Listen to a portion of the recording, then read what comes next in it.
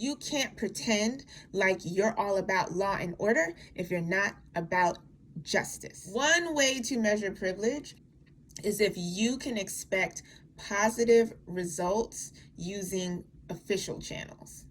I feel like Caleb picking up that axe really represents those who are disenfranchised amongst us.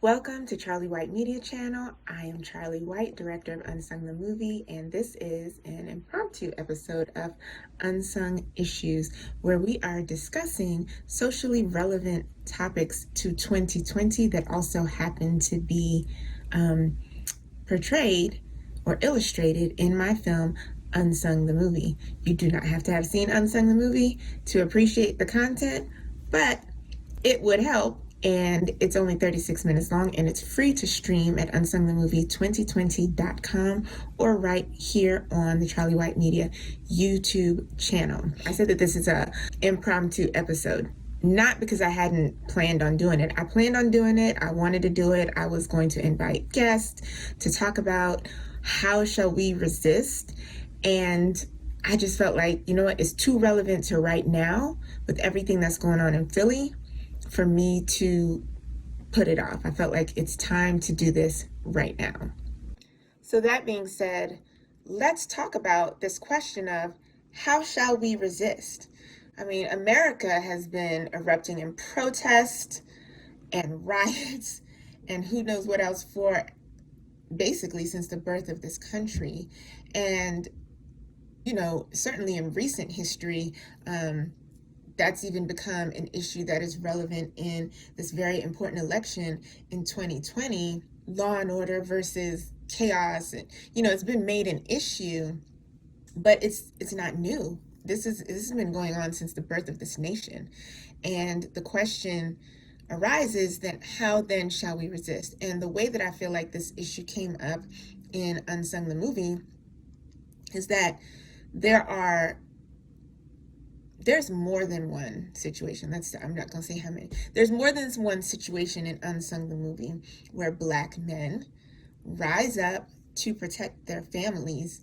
And in one situation, in the central scene of the film called The Argument, and I'll show you that clip in a minute, we have a brother, Caleb, who takes up an axe and goes out to participate in a Nat Turner style rebellion. By the end of the movie, we have another young man. His name is Freddie. Freddie takes up a government-issued rifle and prepares to join the Union Army to go and liberate his mother from slavery. There's also another incident that happens in between that, which I'm not going to give away my whole movie.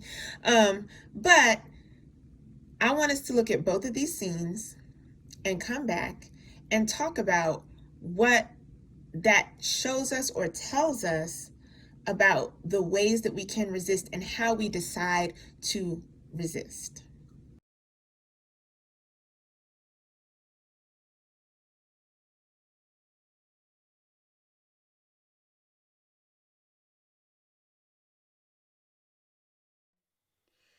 Caleb, don't you go following that preacher. What if you get caught? What's going to happen to us, to our family? What's going to happen if we don't fight back, Claire? Is we ever going to get to be a real family? I don't even know if that baby you carrying is mine or my master's. I just don't think it's right to kill. The Bible say thou shalt not kill. They killing us, Clara. And they going to keep on killing us. The preacher man, he can read too. He said the Bible said there's a time to kill. But why you want to become wicked like them?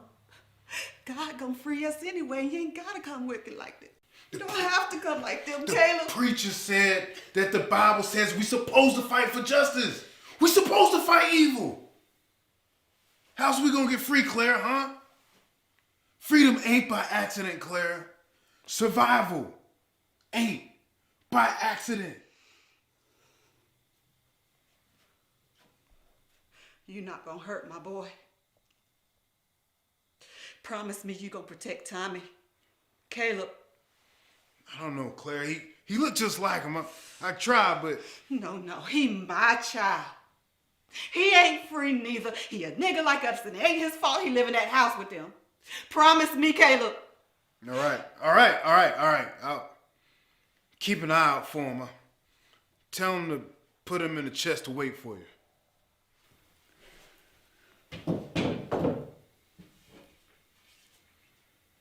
Don't judge me, Claire. You get to live kind of nice. And Mrs. like you. You ain't never have to take no whip.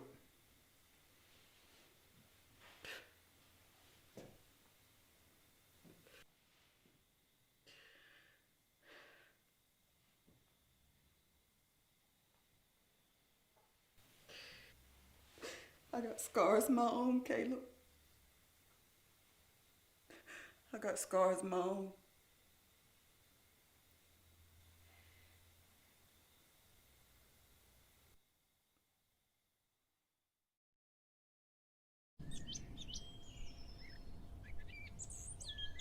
You sure about this? Yes, ma'am. I'm gonna find my mama and I'm gonna set her free. I'm just so proud.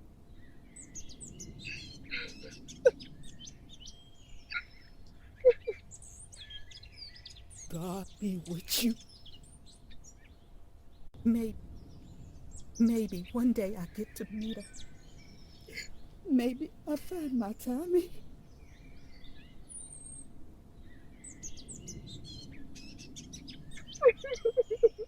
Oh, freedom.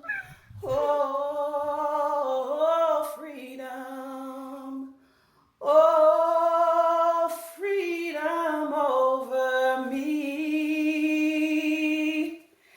And before I be a slave, I'll be buried in my grave and go home to my Lord and be free. No more weeping, no. All right, so welcome back. So as you could see, Caleb had an axe. Caleb picked up an axe, and the argument that he was making was, what else am I going to do? They're killing us, and they're never going to let us be a family. And all he had at his disposal was a very rudimentary tool that he most likely used for work, to chop firewood for his own home, whatever. And so that's what he had at his disposal. That is what he was going to use. And as you all know, in the Nat Turner Rebellion, they made a plan to actually take the armory, so that they could eventually get guns. But they started out with those types of rudimentary tools in the beginning of that rebellion. Maybe you didn't know that, but anyway. Freddie, on the other hand, has been liberated at this point by the Union Army, including Buffalo Soldiers, and he is now preparing to go out and find his mother, from whom he was separated during the film, so that he can liberate her the way that he was liberated. And Freddie is going to join the Union Army. So he also picks up a weapon, but this time it is a gun. It is a government-issued rifle. These two men represent two different ways that we're able to resist, although they both end up being violence. I mean, one is official government sanctioned violence, and the other is the rebellion of disenfranchised people. I feel like Caleb picking up that axe really represents those who are disenfranchised amongst us, who lack access to the legal official channels to address their concerns. So people like him feel backed into a corner, locked out of the system. They feel like they have to take matters into their own hands and use violence to get either attention or to get control, to get power, so that they can address their concerns or have their concerns taken care of. This is not unlike the way the United States of America was born. So I just want a quick background. I'm a social studies teacher. I've always been into history, civics, social studies types of things. So I tend to spill out a lot of nerdy, like social studies information. But it's good background, and I wish everybody had a chance to learn these things, or at least have paid attention in class. But anyway, pay attention in school. At the beginning of the American Revolution, the Declaration of Independence hadn't actually been drafted yet. The Declaration of Independence was drafted after the Revolutionary War already started, because the Revolutionary War started really in the spirit of British citizens trying to fight for their rights under the British Crown. It wasn't initially really all about independence. I mean, some people had started to bring that up and started forwarding that idea, but it wasn't widely accepted until about a year into this war, and they realized that the British Crown's only concern was to put down the rebellion, and that that King George had no intention of addressing their concerns. And so that is when the founding fathers decided that they needed to just move to independence. And so they drafted the Declaration of Independence, and it was adopted. And the Revolutionary War at that point officially became about independence from Great Britain. Because in the Americas, in the colonies, there were people under the control of the British Crown who didn't have representation in the British government. There were people under the control of the British Crown who did not feel like they were getting a fair opportunity as British citizens. They didn't feel like they were being treated equally as British citizens. They did not feel like they had a legitimate part of the social contract. They felt left out of the social contract, if you will. And so they felt like they had nothing else that they could do but take up arms. And so thus the Boston Tea Party, which was really a riot. It's just a nice way to describe a riot by white people so that we can be more proud of it. But it was a riot. And then it followed with the American Revolutionary War. And incidentally, the Civil War was pretty much the same thing. The South felt like this guy, Lincoln, just got elected. He's going to take our rights. He's going to take our way of life. And because we didn't even help elect him, he got elected without any of the South included, really. And they felt like, see, we're outnumbered. These people will never look out for our interests. We need to break away and be our own nation. That's how the Civil War started. I mean, we call it something different when you put a government behind it, but the Civil War, the Revolutionary War, riots, it's all coming from the same place. And I don't say that to legitimize or delegitimize any of it, but just to say that when people feel disenfranchised and they feel like they have no access to the social contract and they have no access to a legal standard means of redress, this is how they act. This is basically what Martin Luther King Jr. meant when he said that riots are the language of the unheard. I don't think that he said that to endorse rioting. Obviously, he believed in nonviolent resistance, but he understood where these things are coming from. And it's the reason why I say all the time, there is no order without justice. You can't just have law and order. Law plus justice equals order, but law plus injustice equals disorder. It will end up this way every single time. So let's look at Freddie. Freddie also took up arms in defense of himself and his family and to go free his mother. But this time he took up a government issued rifle and he joined the army. This time he had the backing of the government. He had access to modern technology. He was sanctioned to use this weapon in defense of himself and his family and in defense of justice. It's still violence. I get it. But the point I'm making is that whereas Caleb felt like he had to go out in the middle of the night with an axe and chop some people up, Freddie was someone who was now being given access. And because he was given access, he used the prescribed channel. He didn't say, I'm going to go out here, I'm going to pick up an axe, I'm going to start chopping up some Confederate soldiers. He had access to the official sanctioned channels of redress. And so he did that. And he helped win, just like the other Buffalo Soldiers, helped win the Civil War for the Union Army.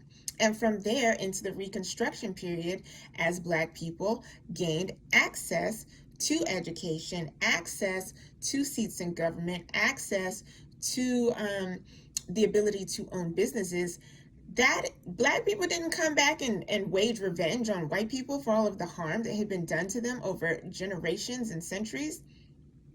Black people took those avenues because they felt like they had access. They felt like they were being brought into the social contract and that they could do that, and that their interest wasn't revenge. Their interest was in self-actualization, being independent, being able to prosper, being able to expect the same reward for doing the right things, for working hard.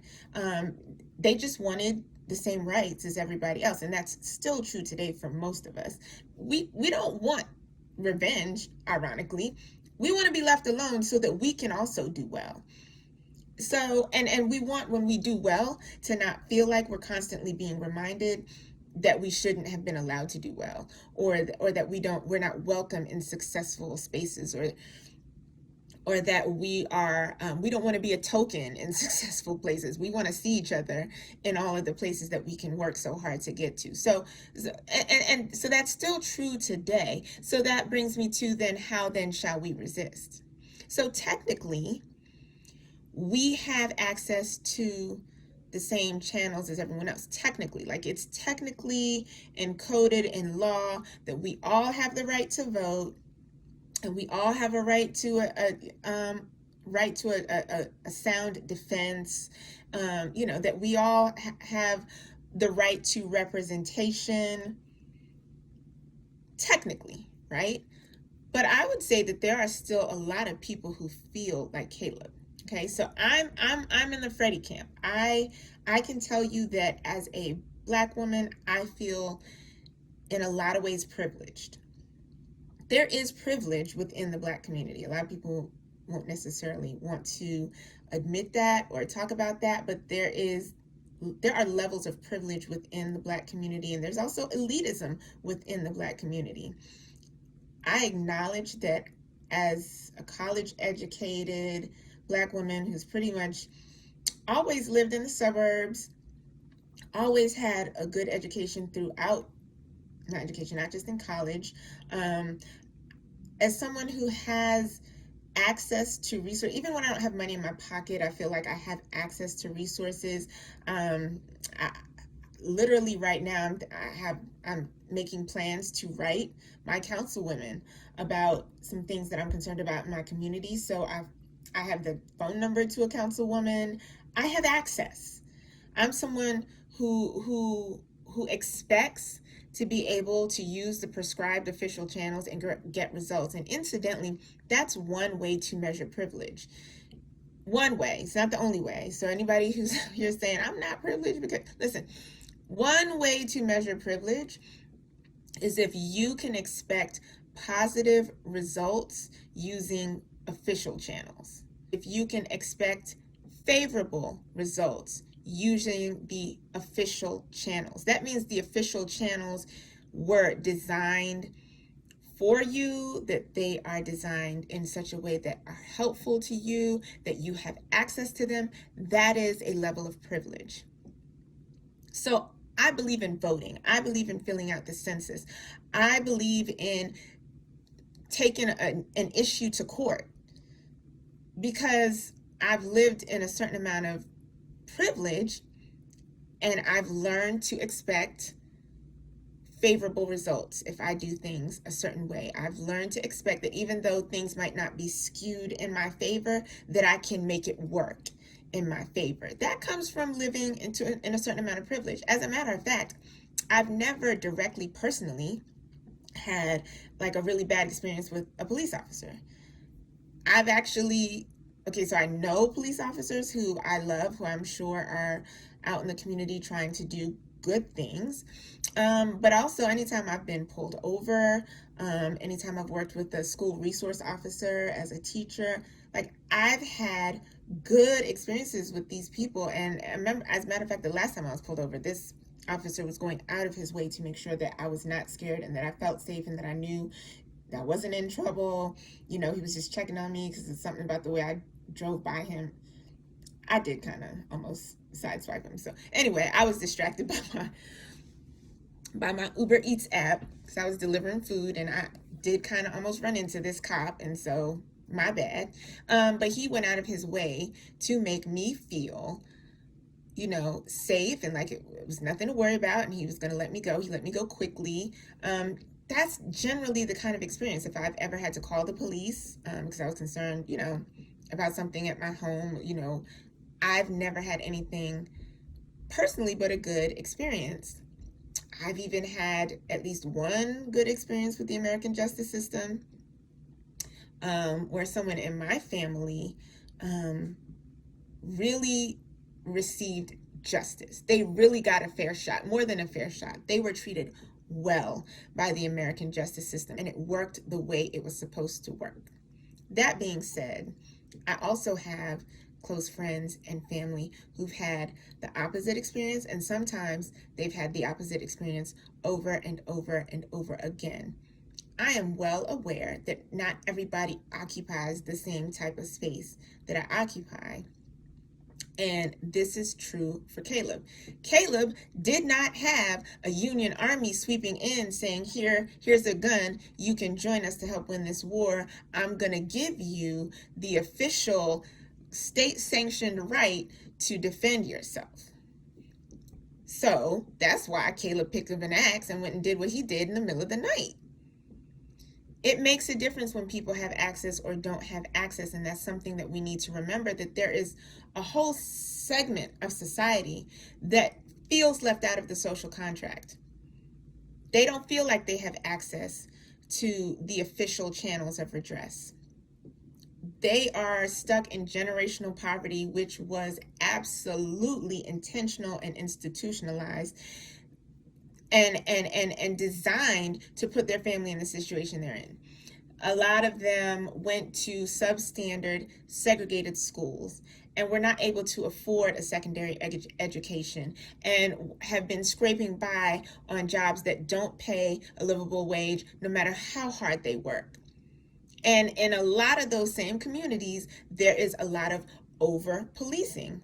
And I should share another video with you guys where this police officer, there's a police officer who admits that when he was policing, that they had arrest quotas that they had to fulfill. And they knew that if they were going to fulfill those quotas, that they should arrest Black people, because Black people didn't have access or didn't use access to the civic channels to have their concerns addressed. They knew if they arrested a young white kid, that there's a good chance that this kid's parents were going to call a lawyer, call a good lawyer that they could pay, or call their councilman or something, and that the rest would be nullified. Whereas they knew not to expect that in certain Black communities in particular, definitely poorer or working class Black communities where people, again, have less access.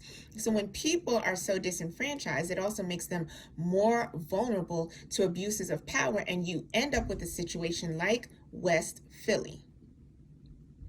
You end up in a situation where people do not feel like, oh, I'll just call the police and they'll be able to fix it. They'll take care of it in a way that ends favorably for me. That's what Walter Wallace's mother was trying to do. A Black mother with a mentally ill child, matter of fact, any mother with a mentally ill child, really, but in particularly if your child is a Black man and mentally ill, does not enjoy the expectation or the presumption that if she calls the police that they will handle this situation in a way that is most favorable for her family. And unfortunately, sometimes that's the only person you have. That's the only people you can call. And that's what's so heartbreaking, is that she didn't have anyone else that she could call. There's no other community resource put into place to protect her family and her son and to protect life in this situation, because no matter how much this happens in this country, it clearly isn't a priority for a lot of cities and municipalities, Republican or Democrat, doesn't matter who. They're not doing it because this keeps happening. So that's Caleb versus Freddie's situation. Caleb was saying, my family is being brutalized. My wife is being raped. They can kill us. They can separate us at will at any time. I got to do something. I don't have access to legal channels. Okay. When people at that time, were trying to access legal channels of redress, you got things like the Dred Scott decision. So these were not things that were, so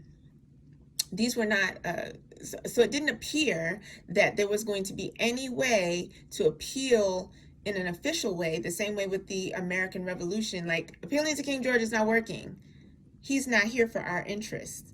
We got to do something else. This is what happens. That is why I write is the language of the unheard.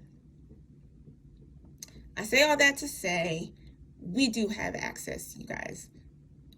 I don't blame people for not feeling like they have access, for feeling locked out of the social contract, because in reality, their access is at least hampered. So I want to say, y'all, get out there and vote, because I have a car and I am surrounded by voting precincts. There's actually one in walking distance if I didn't have a car. Anytime I've gone to vote there, I just make sure that I'm there like when it opens, and I've never had to stand in a long line for hours. I may or may not have had to show ID, but it's the kind of ID that I have because I'm a driver in a metropolitan area. There are a lot of Black people, especially poor or Black, whose voting precinct has been removed out of their neighborhood and moved to a place that they don't have access to because they also don't have public transportation. And they've also been required to produce identification that they may not be able to produce because either they're not drivers, or especially if they're not drivers, they don't even have a way to get to the DMV to go and get these IDs, or they can't afford to miss a day of work to vote or miss a day of work to get these IDs.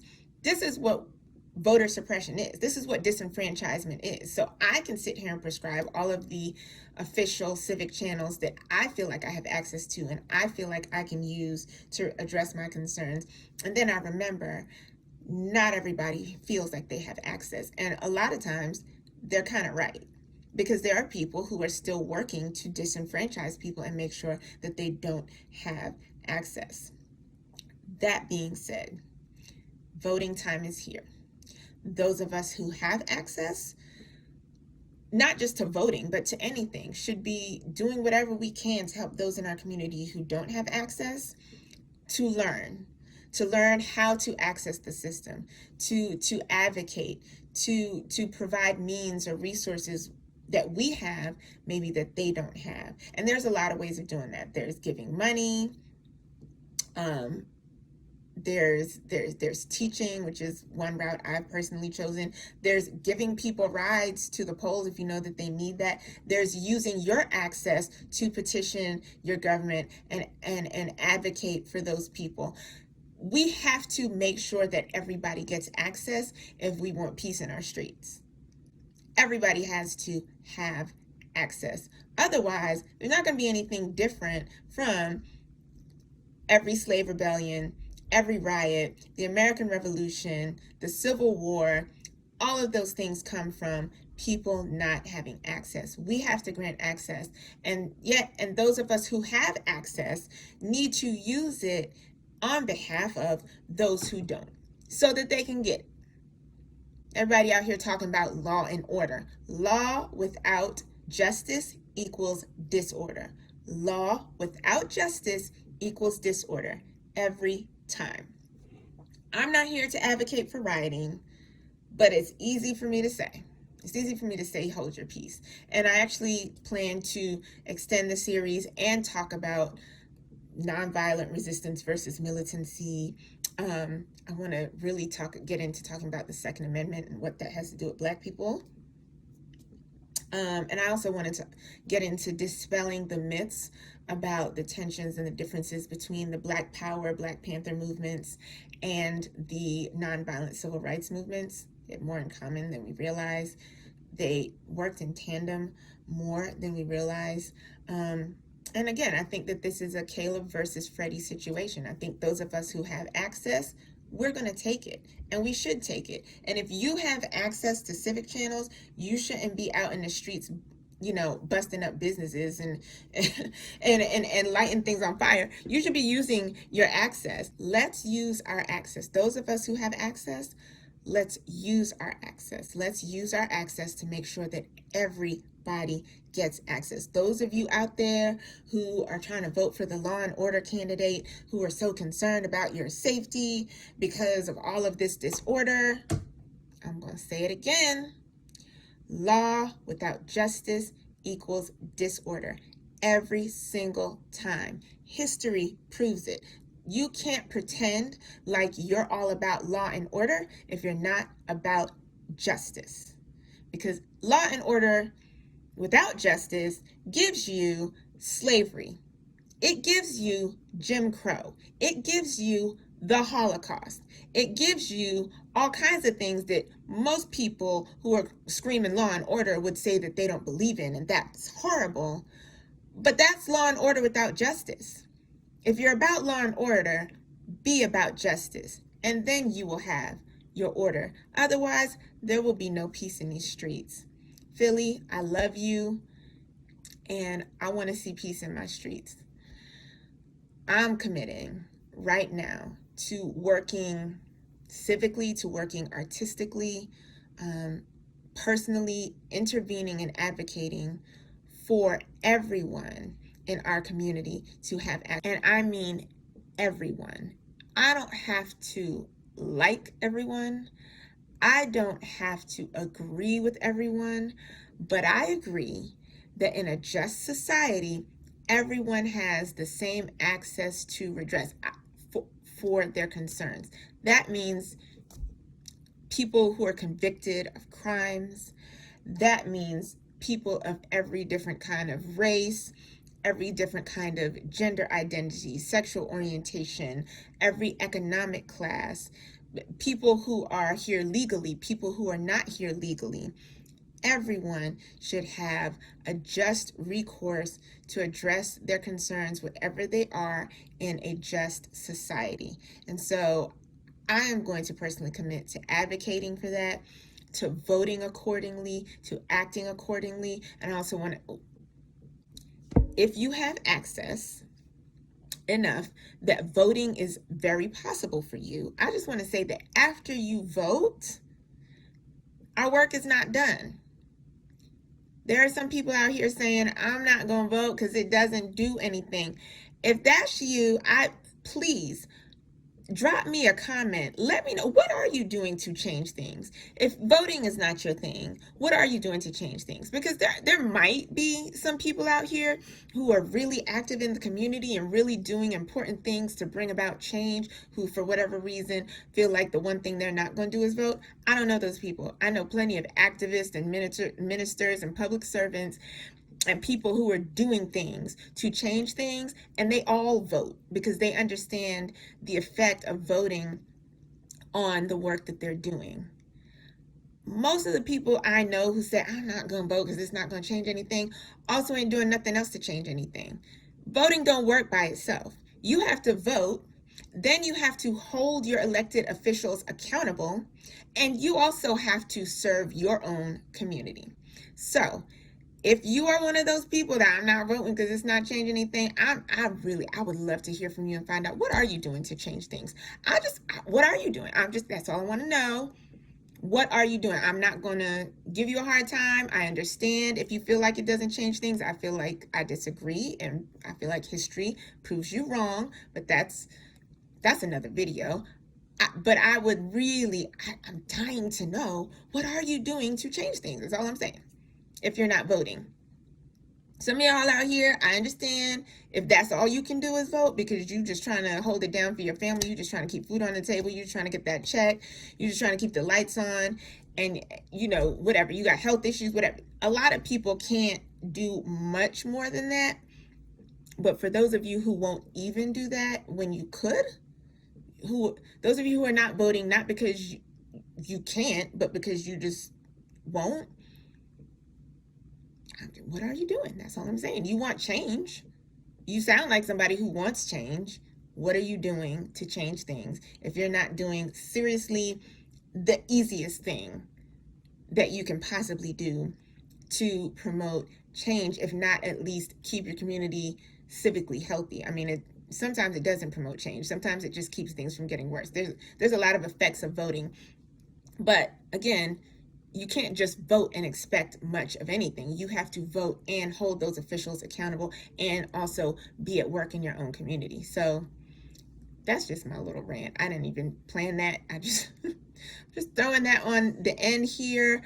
Another comment I want to address.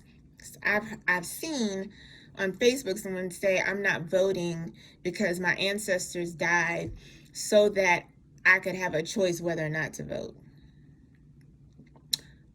Technically, I can see that point, but they did not die so that you can sit on your behind and do nothing while Black people continue to suffer. So again, if that's your argument, just what are you doing? If you gonna call on the ancestors and say that they died so that you have a choice whether or not to vote, tell me, do you think that they died so you can sit on your butt and consume? Did they die so that you could do nothing while you sat there and complained? Or when you think about them dying for the rights that you have you found some other way to honor that?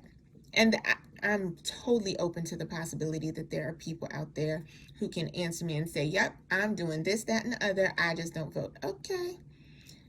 Love to hear from you. Please comment.